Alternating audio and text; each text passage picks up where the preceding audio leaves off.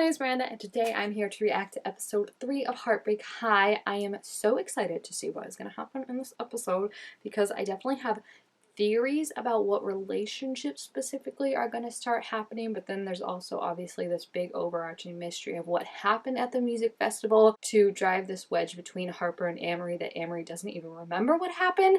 So yeah, I'm just excited to dive more into the characters and the story and see what's going to happen and hopefully get some clues as to what exactly is going on with the big mystery between Harper and Amory. So yeah, let's get started. This was not how I thought this episode was going to start, I'm going to be honest. Did I also forget about the whole robbing a car at the end of the last episode? Yeah, I did. Oh no, why does Cash have to take it? He doesn't seem like the strongest runner, if I'm being honest. Wow, what a cold open. I feel like no two are ever the same on the show so far. Oh gosh, she's going through the burn phase of the friendship being over. This is severe. This is severe because this is the stuff that if they ever do make up, it's like, you can't take that back. But where she is right now, mentally, she probably does need this, right? Of just like, get rid of the sight of all of it, get rid of the memories of all of it, and just move on. Because Harper clearly has in Amory's mind. We know that she hasn't completely because she was driving by her house and everything, but in her version, it's like she wants nothing to do with her. This man really does not know how to take a hint, does he? Like, I feel like she spent all episode being like, I don't want to hang out with you, and now he's like, hey, why don't you text me back? No. No, it doesn't.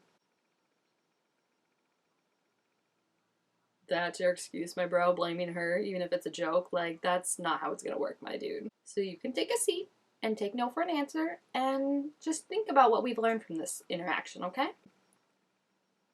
See, that's a no. That's a no. There's no follow-up to that. You just take it at the no for what it is. Yeah, that's also fair. Like, what do you guys have in common exactly? Like, we haven't seen them hang out. I don't really get the whole, like, where exactly he fell in the friendship group of, like, Amory, Harper, all that, because I also feel like I was confused about, like, when Darren was like, oh, she used to be popular. I was like, oh, that is not the vibe I got, but, you know. Oh, so someone really is keeping... Oh, maybe it's more than one person? Because that kind of looks like it's different handwriting. However, it's also very daring and very teenage-like, might I say, that they are keeping this new map going in the literal classroom that they're in because of the original map. Like, that's such a teenage, like, bold thing to do. Oh, she, like, waiting for him, I feel like. That's so cute. Why does he hate her? Why? Like, every time someone, like, interacts with her nicely, he's always like, I thought it was just a Dusty thing, but now it feels like anyone that interacts he's mad about. And it can't be because of the map, because I don't think he came out looking bad on the map, if I remember correctly, everything that came out about him. That was very subtle. Very subtle.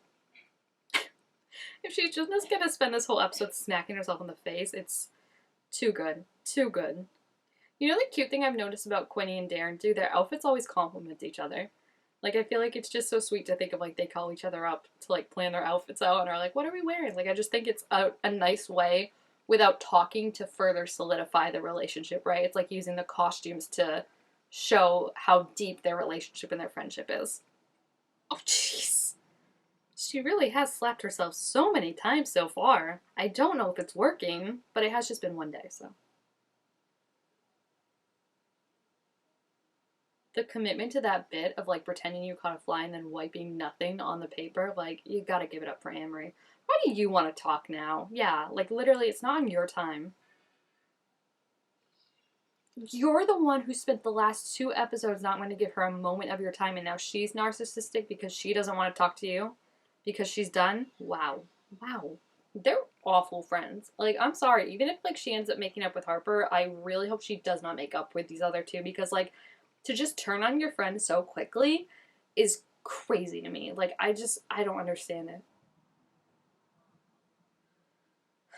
If we're talking about narcissistic, self-involved people, here's example number 1. Not Amory. Friggin' this guy who knows, like, knows for a fact that, like, she had a crush on him, kissed her, and then never said anything about it, and is now going to her for advice about someone he knows was her best friend, but is not, like, currently, like, oh, I can't with this man. Like, Dusty, I got bad vibes from the start, and I feel like every single episode it's just proved more and more correct in those vibes.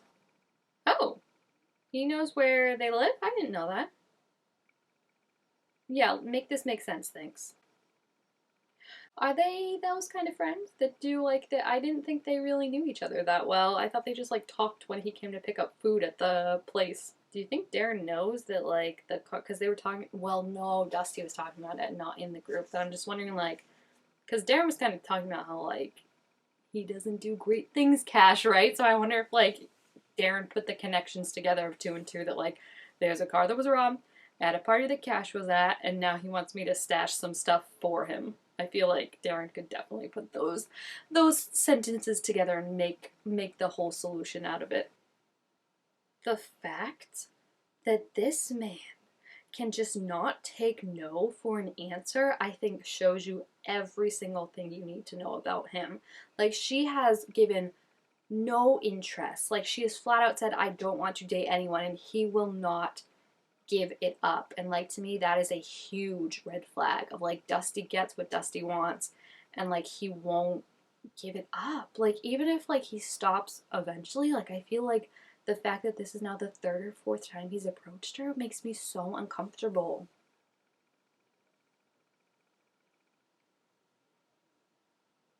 So cute. I mean, they really do know, aside from Harper and Dusty, they really do know how to write cute relationships on this show. It's adorable.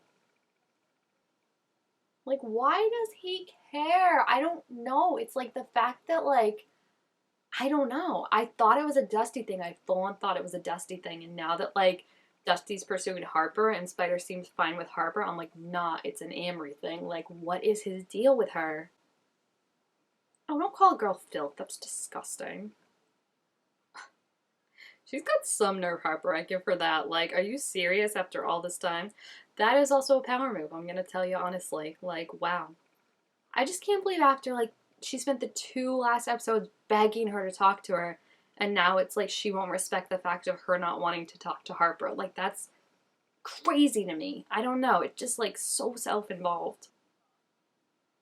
No.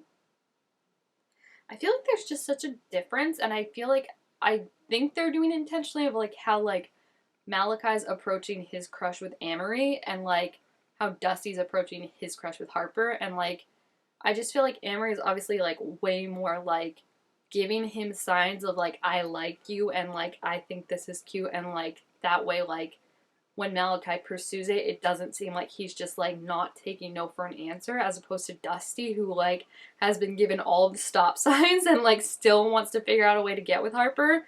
Like, I just think it's really interesting showing the contrast of it. They're just so cute. They have really great chemistry. Yeah, explain that to me, please. Why does he hate you? Did you, like, throw up on him in fourth grade or something? Yeah, he really, really does. Like, turns in, like, you threw up in his shoes, kind of dirty, like, very bad. It can't just be because you're in sluts. She doesn't even care. She gave it up. He's just too cute. I mean, come on. And he's so nice to her. I love it. Meanwhile, this one can't take a hint. Like, get away. Write her a letter. Just give it to her if you have something to say. Like, now you know how she feels.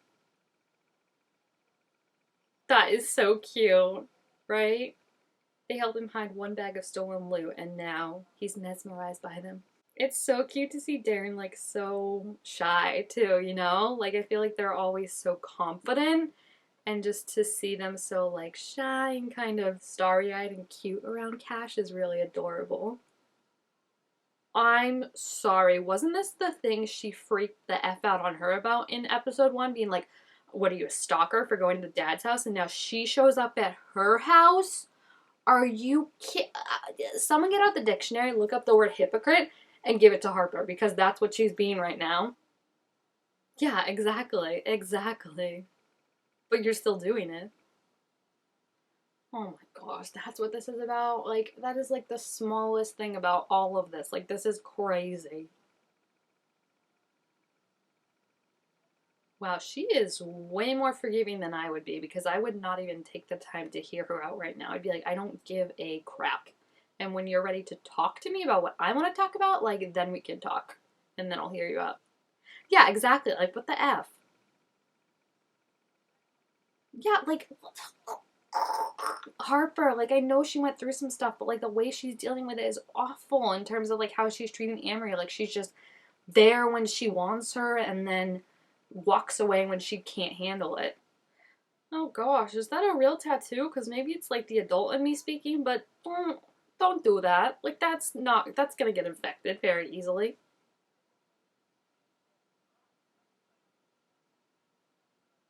They're so cute. Stop it. Like, they're just so adorable.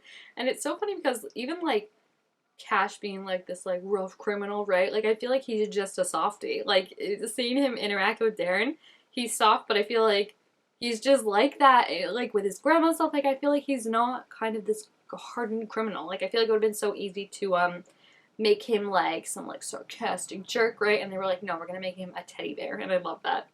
Is she going to Malachi's house? Yes, thankfully. Ew, wait, what?